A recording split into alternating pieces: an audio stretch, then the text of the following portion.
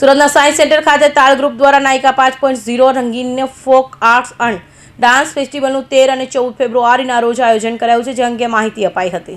સુરતના તાલ ગ્રુપ અને CI ઓફ ઇન્ડિયા દ્વારા SMCને સહયોગથી 13 અને 14 ફેબ્રુઆરીના રોજ સાયન્સ સેન્ટરના નાયકા 5.0 રંગીન ફોક આર્ટ્સ એન્ડ ડાન્સ ફેસ્ટિવલનું આયોજન કરવામાં આવ્યું છે. આ ઉત્સવ ભારતની વિવિધ લોકકલા અને લોકનૃત્યોનો જીવંત ઉત્સવ છે. આ વર્ષ પહેલીવાર નાયકા સાથે રંગીનની ફેસ્ટિવલ જોડાઈ રહ્યું છે. ખાસ આજની યુવા પેઢી માટે કેન્દ્રિત આર્ટ ફેસ્ટિવલ છે. રંગીન યુથ આર્ટ ફેસ્ટિવલ ચાઇની શાહની પહેલી છે, જે એક 16 વર્ષથી ઉભરતી કલાકાર છે અને હાલ ફાઉન્ટેન હેડ સ્કૂલમાં 11 ધોરણમાં ભણે છે. રંગીનીનો મુખ્ય ઉદ્દેશ શાળાના બાળકોને ભારતના વિભિન્ન લોકો કલા જેમ કે પિથોરા, મધુબનની પેઇન્ટિંગની, જરદોશી કઢાઈ, લીપણ આર્ટ વગેરેમાં શિક્ષિત કરવા, પ્રેરણા આપવી તથા જોડાવા પ્રોત્સાહિત કરવાનો છે.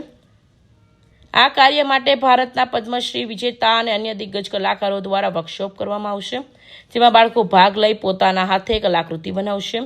સાથે જ ડાન્સ પરફોર્મન્સ અને ડ્રોઈંગ કોમ્પિટિશન થકી બાળકોને પોતાની કલા પ્રતિભાનું પ્રદર્શન કરવાની એક તક આપવાનો છે. હું આર્કિટેક્ટ કૃતિકા શાહ છું, founder, director and choreographer of તાલ ગ્રુપ. આજે કઈ આયોજન રાખવામાં આવ્યું છે? કઈ પ્રકારનું આયોજન છે? આયોજનનો મુખ્ય ઉદ્દેશ શું છે? તો આજે આયોજન છે નાયકા 5.0 અને Rangini. It is organised by Taal group સુરતના મહાનગરપાલિકા, C of India along with Rangini festival.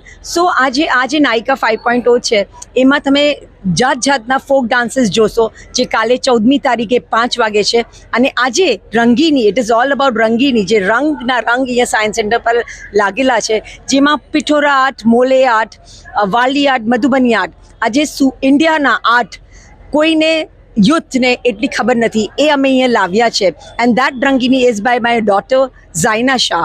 અને આજે જે રંગીનીમાં આજે thousands of kids were in the morning. આજે સાયન્સ સેન્ટર પર 1000 બાળકો 20 સ્કૂલથી આવેલા હતા અને એ લોકોને એક અલગ વર્કશોપ અમે કરાવ્યા છે. અને આ વર્કશોપ કોઈ એરા ગેરાએ નથી કરાવ્યું, એ પદ્મશ્રીઓએ કરાવ્યું છે. પિઠોરા આર્ટના છે પરેશભાઈ પઠવા, પછી મોલે આર્ટના પ્રશાંતભાઈ છે, વાલી આર્ટના મહેશભાઈ છે, મધુબની આર્ટ હતું, મહેંદી આર્ટ હતું, બધું ડિફરન્ટ હતું. અને આ બધા વર્કશોપથી અમે આ આખો સમાવેશ થયો. એની સાથે બધા આર્ટિસ્ટ એ જ ને બધાનું પેઇન્ટિંગ ડિસ્પ્લે કર્યું હતું. અને એ પેઇન્ટિંગ અલગ રીતથી કરેલું, જે તમે મૂળથી તમે શીખો અને એ તમારું એજ પર આવે, એ કઈ રીતે થાય એનો અમે આ મૂળ લઈને આવેલા હતા.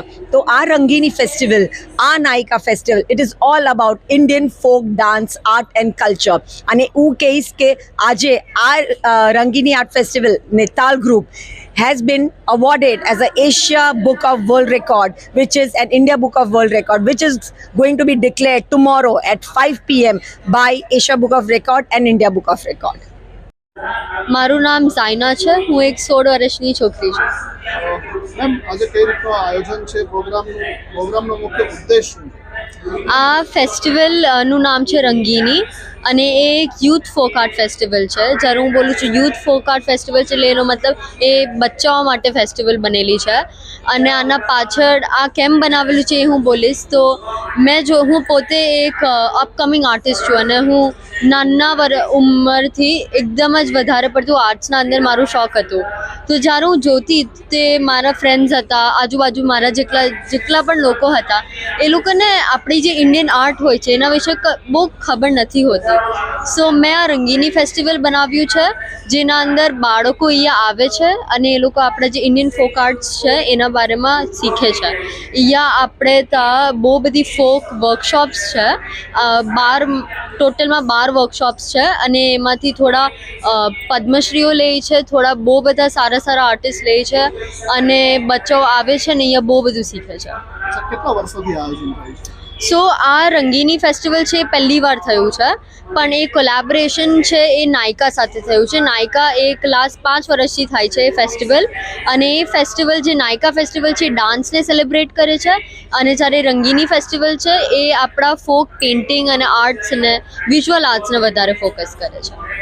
આ ફેસ્ટિવલમાં સુરત અને ગુજરાતના પ્રખ્યાત કલાકારોની કલાકૃતિઓનું પ્રદર્શન પણ રાખવામાં આવ્યું છે. વર્ષ 2005માં આર્ટિકેટેડ કૃતિકા શાહ દ્વારા સ્થાપિત તાલ ગ્રુપ ભારતીય લોકનૃત્યને વૈશ્વિક મંચ પર પ્રોત્સાહિત કરી રહ્યું છે. અને પરંપરાગત લોકનૃત્યને જનસમુદાય સુધી પહોંચાડવાનું કાર્ય કરી રહ્યું છે. તાલ ગ્રુપમાંથી 8 થી 65 વર્ષની છોકરીઓ અને મહિલાઓ આ યાત્રામાં અભિન્ન ભાગ રહ્યા છે. તાલ ગ્રુપે ગુજરાતમાં આંતરરાષ્ટ્રીય ફોકલોર ડાન્સ ફેસ્ટિવલ 2020 અને 2024નું સફળ આયોજન કર્યું છે. તેમજ 5 થી વધુ આંતરરાષ્ટ્રીય ફોક ડાન્સ ફેસ્ટિવલમાં ભારતીય લોકનૃત્યનું પ્રદર્શન કર્યું છે.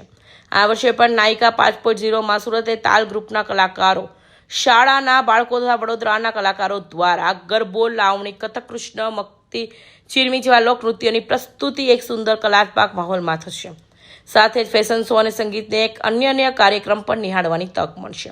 નાયકા 5.0 એક રંગીનની folk arts and dance festival folk કલાનો એક નવો એશિયો અને ઇન્ડિયાનો રેકોર્ડ સ્થાપિત થવા જઈ રહ્યો છે.